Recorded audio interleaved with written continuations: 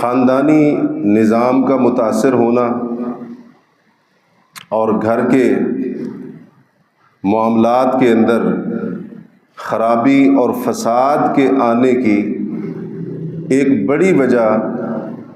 گھر کے افراد کی آپس کی لڑائیاں اور آپس کے جھگڑے ہیں۔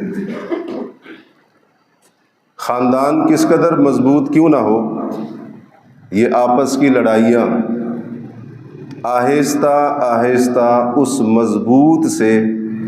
مضبوط تر خاندان کو بھی کمزور اور کھوکھلا کر کے رکھ دیتی ہے۔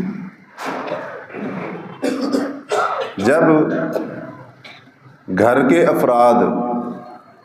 اختلافات کا شکار ہوں، خاندان کے افراد ایک دوسرے کے ساتھ لڑائیوں کے اندر مبتلا ہو جاتے ہیں، تو پھر اس کے بہت سارے نقصانات سامنے آتے ہیں، جن میں سے ایک بہت بڑا نقصان جو ہم اس وقت دیکھ رہے ہیں اور جس کا ہم مشاہدہ کر رہے ہیں وہ یہ کہ ان گھریلو اختلافات، خاندانی جھگڑوں کو دیکھ کر نوجوان نسل کی ایک بڑی تعداد نکاح اور شادی سے باغی ہوتی ہوئی نظر آ رہی ہے۔ یہ اس قسم کے جھگڑے نوجوان نسل کے ذہنوں کو متاثر کر رہے ہیں۔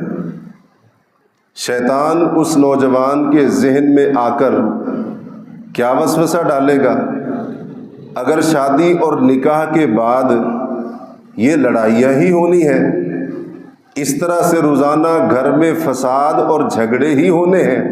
تو اس سے بہتر ہے بغیر نکاح کے گھومتے رہو۔ ایک طرف تو